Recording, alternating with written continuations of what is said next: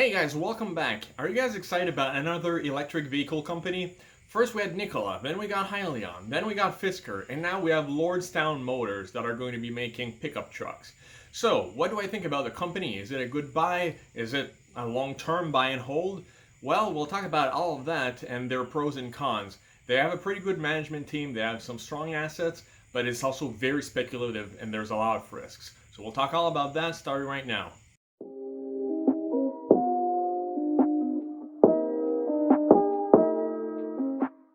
All right, so today we're going to be talking about DiamondPeak Holdings Corp, ticker symbol DPHC, which, as some of you might know, wants to merge with Lordstown Motors.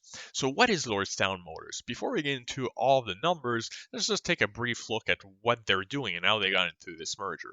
So, basically, it's a company that wants to create an all-electric pickup truck, right, called the Endurance, which caters specifically to fleet operators. So, in the beginning, they're not going for a wide market. Like they don't want to reach retail buyers or anything. They're focusing on business to business. They want to reach companies like Duke Energy or big construction companies that have a lot of workers that go on job sites and need to bring their tools, need to bring equipment, right? So it's a very rugged type pickup truck.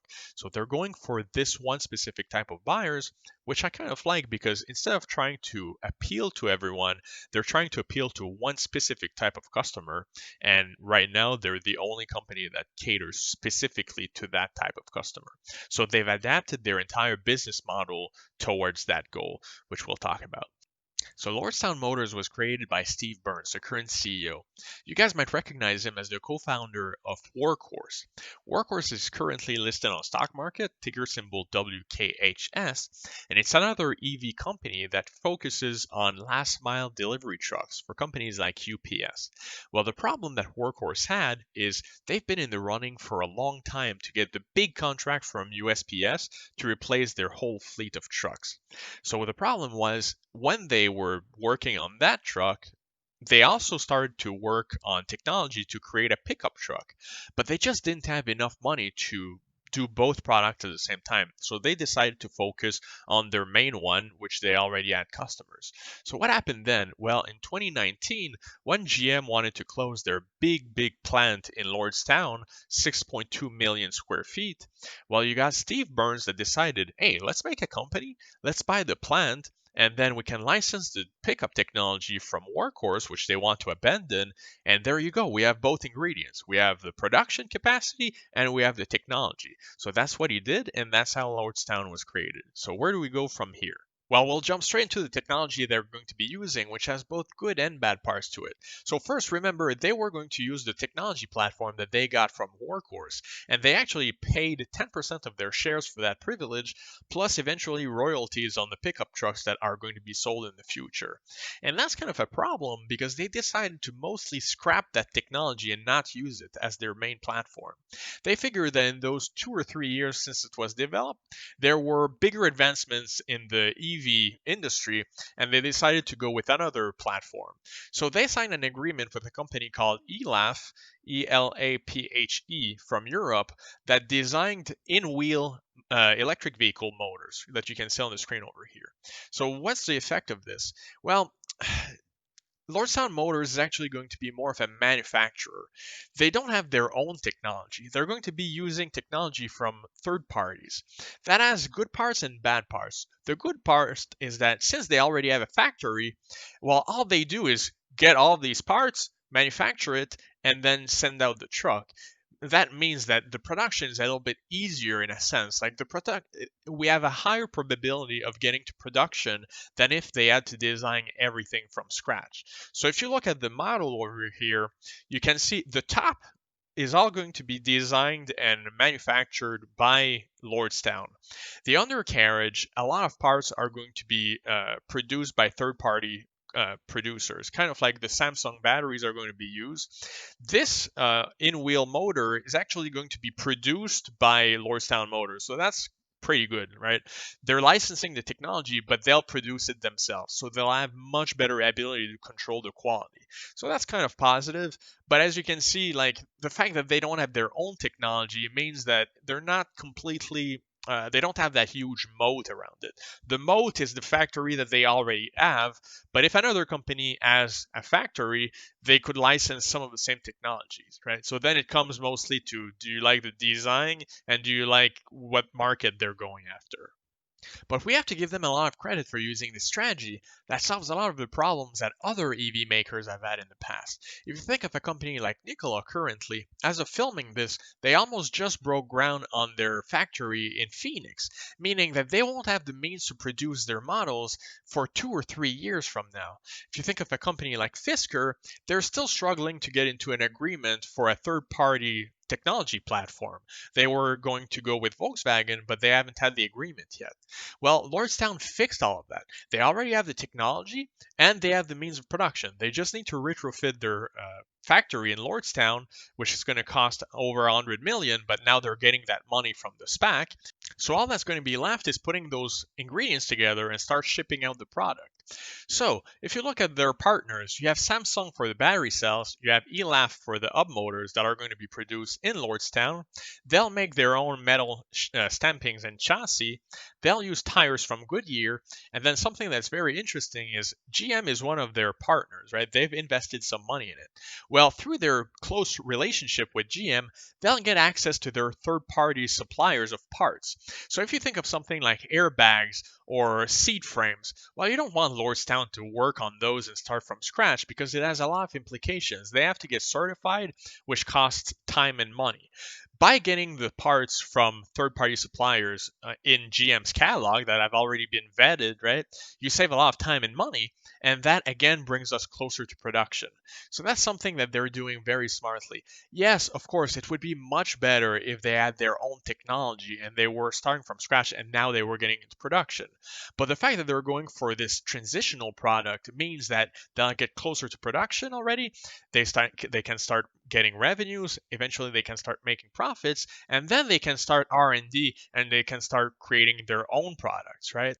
So now that we know exactly what they're going to be producing, we can start talking about the numbers and see if it's a good investment or not. But I hope I conveyed properly that using this strategy, they kind of limit some of the risks. One of the main risks with some of the other EV SPACs is that they'll never get to production because they'll lose too much money. If you think about Fisker, if they can't get into that third-party agreement for the technology, right, they don't have production facilities and they don't have the technology, they might never get to production.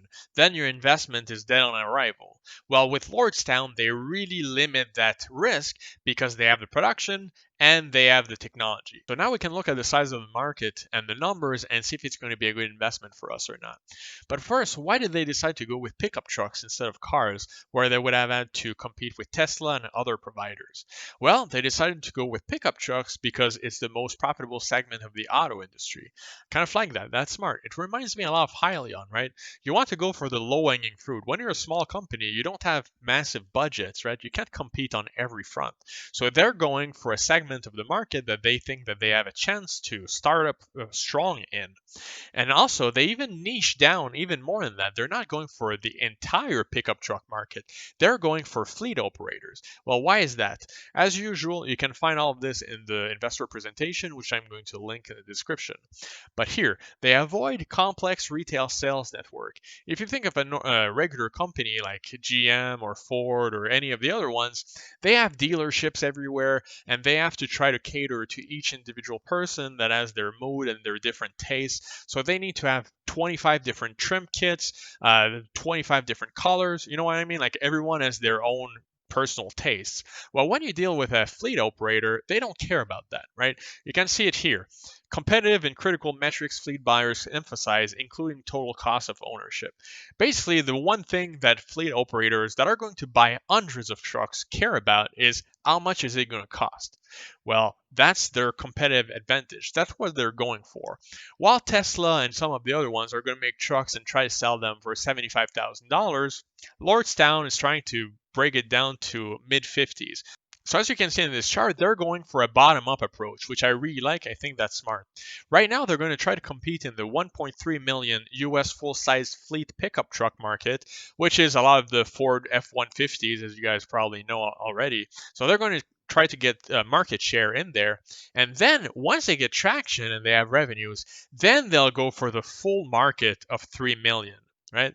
And if they manage to get traction in there and make revenues and start making profits, then they'll try to build other models like the SUV, which has a much bigger market of 12 million potential sales. So I like that approach. Start small, grow bigger from there. I think that's much easier than trying to do everything and be everyone and compete against everyone, like some other companies that we know of.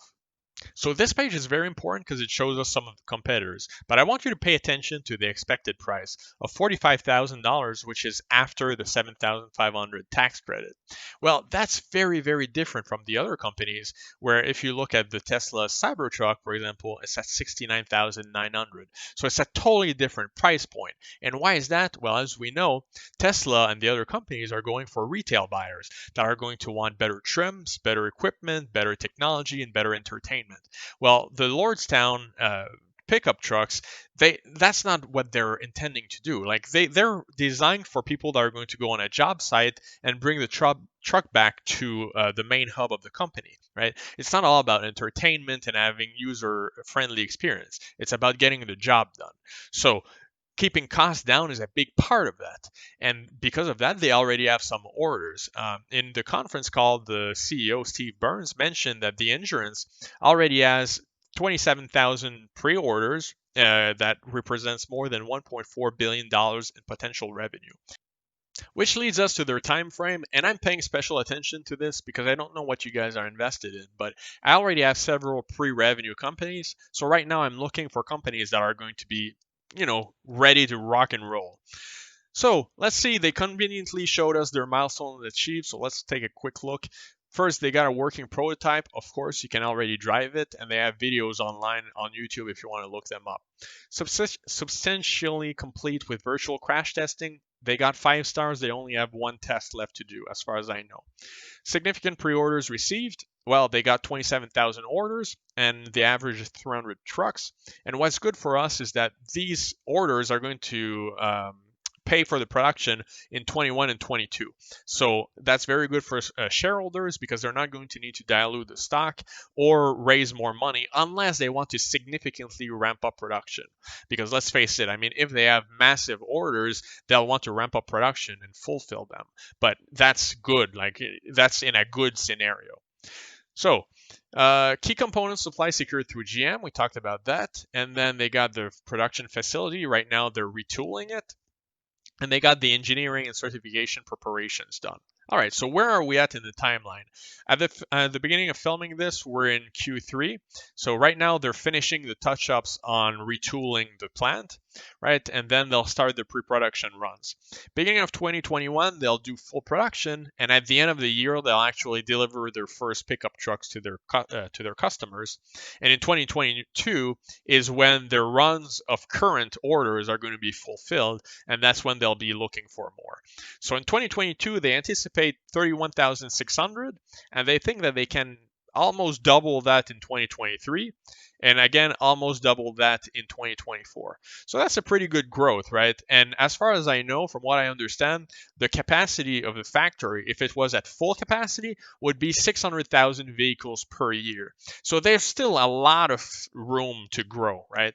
And one thing that I didn't talk about that's very interesting to me, which I don't think anyone's been talking about, is because they have this factory in place and they have this extra production capacity, they're going to be their own OEM, original equipment manufacturer, meaning that right now they'll be producing their own parts, but if need be, if they get orders from other companies, they'll be able to fulfill orders to make parts for other companies. So that's potentially extra revenues to make sure that all the facility is used, right? You don't want to just use 10-20% of the facility at 6 million square feet. You can imagine the fixed costs for that. Well, the more it's used, the better for us. So that's something that not a lot of people have talked about, and they don't even talk about it a lot, but I think it's potentially significant. I mean, if on top of producing these, they can produce parts for other parties, I mean, that's extra revenues for us. So right before we wrap up, we have to talk about their financial projections. Just keep in mind, it's a pre-revenue company, so there's no actual data yet. This is just what they think that they can achieve. So let's take a quick look. In 20 and 21, they think that they'll be losing money. I'm not excited about that, as I mentioned. Right now, I'm looking for companies that are a little bit more mature because I have other spec plays. In 2022, they believe that they'll actually break even because they'll start delivering a lot more vehicles. 2023, they expect that they can double the amount of units sold. If they can achieve that, that's going to be a pretty good pivot point. I mean, that's going to be very good for them. That's when they'll start making profit. And if you notice, and I'll show you on the next page, they believe that they can increase their margin by a significant amount. So in 2024, if you guys are long-term buy and hold for this company and if you make it that far, I mean, they expect to double their profit. That would be pretty good. I mean, if you can make it that far, that would be very like a good catalyst. If they can actually double their profit, that's a pretty good growth, and I'd be very interested in that company at that time. So here they tell us again that they don't need to raise more money for their production with the SPAC money. And look at these conservative numbers. I like that.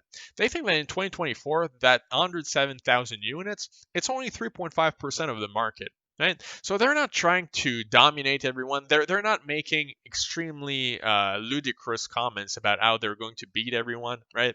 I like the fact that Steve Burns, the CEO, under promises and is going to try to over deliver, as opposed to some of the other CEOs that like they've never produced a vehicle yet and they already say that they're going to beat Tesla. Right? You know what I'm talking about. So they tell us that these numbers are assuming no additional products. So this is not, if they don't do any other products other than the endurance, they think that they become profitable in 2023 and then 2024. So if they make more products and they can start generating orders for those, if they start producing parts for other companies, there's additional capacity there to make more revenues. But if we look at the next page, right now it costs them $42,000 to make the endurance. They believe that by 2024 they can actually lower that to $37,000. I mean, that's $5,000 difference, which if they're selling at 52.5, I mean, you can tell that that's what, like 33% increase in their margin. That's significant. And if you think about a company like Tesla that's lost money for years and years, one of their big pivot point was when they actually started to increase their margin, so they became more profitable on each car, right? So this is going to be the same thing that happens with Lordstown. When they start to get a bigger margin on each unit produced is when they'll start to significantly increase their profits. So that's one of the catalysts you guys are going to want to look for. And now in the finale, when it comes to the numbers, because you guys must be tired as I am, we got the pro forma valuation. So at a $10 share price, which is where the SPAC starts at, that gives the company a value of $16.40. But then we remove the money that they'll keep on their balance sheet, all the cash. So that gives them a value of $9.65. If you adjust it for the current share price, which is $12.25 as of me filming this, that gives them a value of $1.3 billion. And after the merger, the SPAC shareholders would keep 17%. So if you compare the $1.3 billion valuation compared to some other companies, it's not far-fetched. I mean, it's not crazy. If you look at some of the competitors in the EV market, of course, they're not making pickup trucks. But if you think of Hyliion or Nikola and their valuation, well, they're not going to ramp up until 2023, 2024. So Lordstown is ahead of them. And because of that, their valuation looks a lot lower. So they still have a lot of room to grow. I'm not too concerned about the 1.3. I think it's pretty reasonable price. I don't expect it to drop significantly after the merger compared to some of the other SPACs. Now, how does it compare with like the ones that are currently on the market? Well, as you can see, they're fairly high. Like it starts at 8x. So if you look at their 3.2x, that means that there should be room to grow if they can actually execute on their plan. So what do I think about DiamondPeak Holdings, DPHC, and am I going to be buying? Well, if we look at the chart, we can see that after they announced that they were going to merge, it quickly popped to $15. But look at how quickly it retraced back to $12. Now it's at $12.34 after hours. I mean, let's face it, guys, I don't expect any significant movement for the next several months. They're not going to merge until Q4 2020, and then they're not going to be making any revenue or significant profits until 2023. So it's another one of those stocks that's not going to see a lot of movement for several months. So personally, I'm not going to touch it. Right now, I think it's dead money, right? But does that mean that the company in itself is not good? No.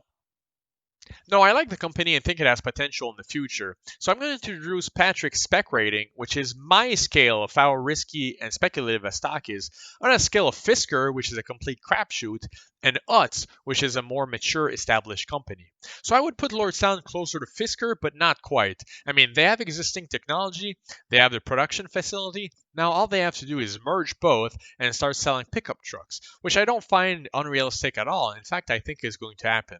But 2, 3, 4 years down the road, that's the main problem, right? It's a pre-revenue company. So again, right now, it's not really going to do anything. The stock is dead money for now. That's what I don't like about it. Yes, at the merger, there might be some hype and it might go up a little bit. There might be a spike. So you can do some short-term money with it, potentially. But let's face it, until they have like mass market where they actually sell tens of thousands of these trucks, the price isn't going to skyrocket despite what people tell you. I mean, we've seen the hype around Nikola, right? But the hype alone can't sustain the stock price. It went from $90 down to 30. And who knows what it's going to be in a year or two, right? Until they actually produce the trucks, they might not get any higher with the stock price. So, most of the tech is also licensed from third parties. Right now, they're going to be paying royalties to Workhorse for their original agreement that they had with them, and they also have to pay licensing fees with some of their other providers. Also, do they have an exclusive partnership with that in-wheel motor company, ELAF? I'm not sure. I wasn't able to find that information. If they do, that's okay. That prevents their competitors a little bit. But if they don't have an exclusive, what prevents other companies from licensing that technology and competing with them? Right? So that's another aspect that we have to learn more about. I'm not quite sure yet. Then we have the competition. Like, let's face it, if it's a segment of the market that's very profitable, what stops other competitors that are already going to be making pickup trucks from making their own bare bones model and competing with Lordstown? If you think about Cybertruck from Tesla, I mean, right now they'll have an entertainment system. They're going to have all sorts of gadgets in it, 25 different colors. They'll have a much bigger battery. Well, if they really want to, they can just strip all of that down to a bare bones model and compete with Lordstown. You have to factor that in your risks, right? So right now, they won't have a lot of competition. They're focusing on price, but who knows what's going to happen. And then you have the fact that the battery is low range. I mean, maybe that's me being nitpicky, but the fact that it only has a 250-mile range unloaded, right, means that it doesn't have a lot of mass market appeal. Right now, people want electric vehicles that have long range, that they can travel to see their family in other states, right? You don't want something that you can just go to a job site and come back. So maybe it's tailored perfectly for this one specific market, the fleets, but it's not going to have broad-based appeal, in my opinion, until they actually make other products with bigger batteries and more range and more gadgets. But then they're going to be much more expensive, and then they'll be competing with Tesla, right? So that's my opinion on the stock. I think it has pros. I think it has cons.